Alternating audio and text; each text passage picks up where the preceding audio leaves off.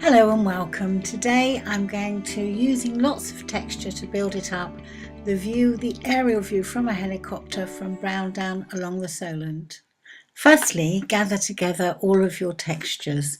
I've got here lentils, pistachios, some dried plant stems, some dried plant soft mat, I think it was dried lobelia, some rice, couscous, rose petals, baked eggshells. Bake them to sterilise them, by the way, and to help with the membrane. Grassy bits, dried foliage from the garden. There's always things to pop into your paintings. Couscous is great because it's very, very fine. I've avoided bringing in things like sand and salt because most of you know how to use those. Vermiculite is very good for doing earth and for lumpy textures too. Now this area of a painting in progress has been treated with sand, and if I go level with it, you can see the texture in there. And I've also built up the texture here too, which hopefully, if I'm too close it's not focusing. There we are. The texture is very, very strong. I love texture in oil paint.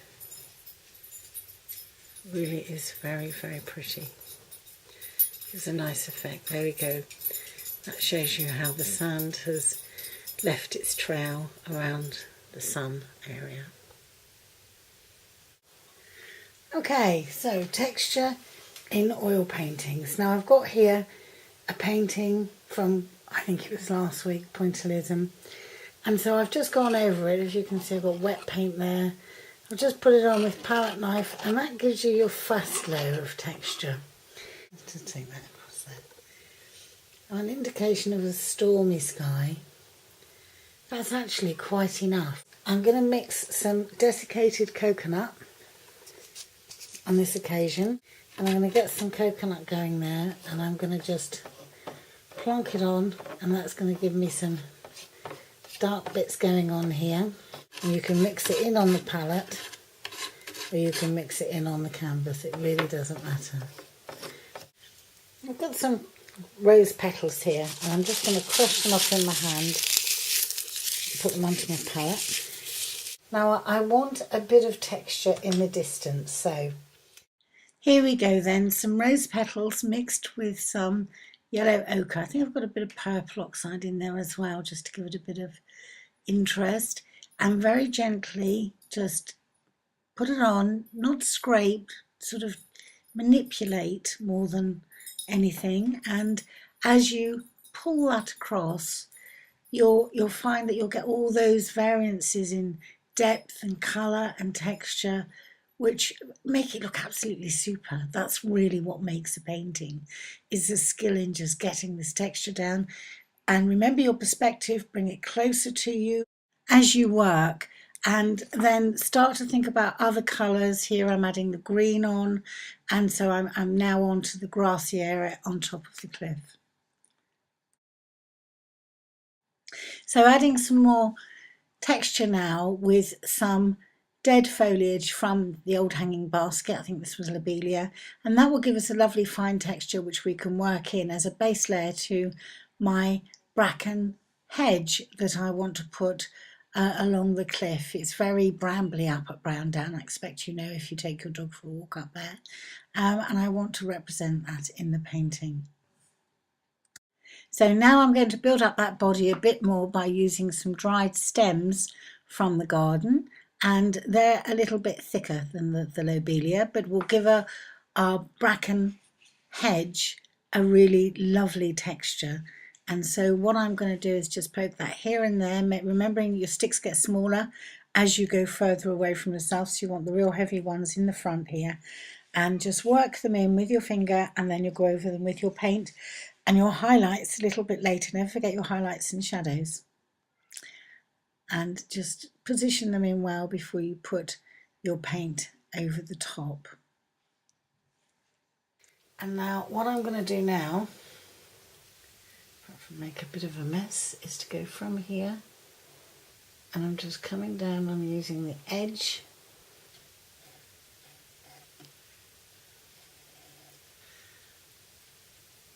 of my knife just to come into here.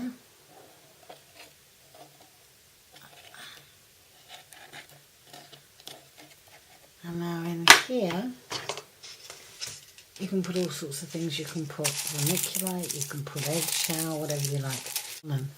And I'm just going to stick that on there. And in a minute you'll see what that is going to be. You want to get some paint involved, obviously. I'm going to use a brush. And I'm just going to stick it over the top, and I'm going to break it down with that brush as I go.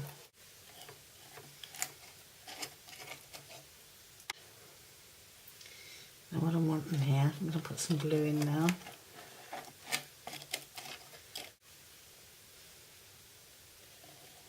I'll start to refine the detail in a little bit, bring that round.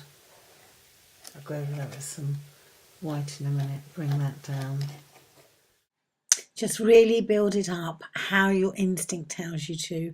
Go with your instinct. You know, this is where your artist skills come into their own.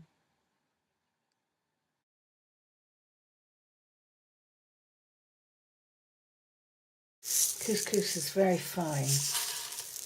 Okay, so I'm going to just mix that in a bit and just put that on there like that. I want that right in the foreground because that's going to represent a few splish splashes in a minute. So let's just get that on there. Like water splishing up, and the couscous is going between the eggshell now. I don't know if you can see there, but you're getting this really gorgeous wave texture going on. And the secret is don't play with it. Get it on there and let it do the painting.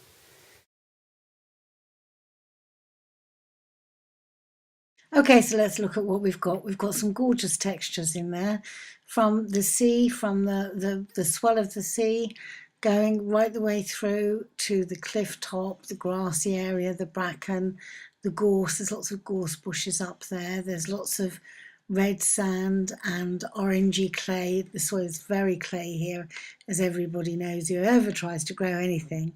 And on the other side of the grass, we've then got the beach at Stokes Bay, and we've got a gate which we walk through. There's always a red flag flying because of the firing range there. It's an army training ground. So it really is a very interesting area. There's a lot going on. And I'm going to add now some dried leaf, an old skeletal leaf. I'm just going to put in there to give me an extra top layer on the top of that, where I can put my white horses on the sea coming in.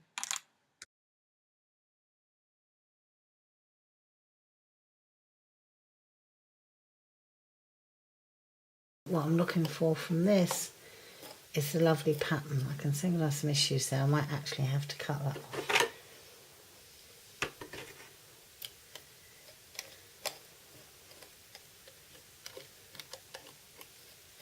And you build up the texture and build up the texture. And again, that just gives you layers upon layers of texture. This will take a fair old time to dry. We're talking weeks. You could spray with liquid, but it's going to take a fair old time. So there we have it. A very quick and perhaps crudely done painting, but it's the aerial view of Brown Down Cliff looking over towards Southampton with the Isle of Wight on the left. And from the air, the Solent actually does look a little bit like a river as it goes down towards Southampton Docks. I hope you've enjoyed it, and I hope you really have a go with texture because it's great fun. Okay, so I've come back into it, added colour, and just put the finishing touches onto the painting. And there's the little red flag that's up when the firing range is alive and we're not allowed in there. I've just enhanced it with a few little highlights, added some red and orange because there are, in the beach, there's a very clayey soil. It's very, very orange where there's soil. As you can see, we've got fabulous texture in there. I hope you've enjoyed learning how to do that, and I hope you have a go. Thank you.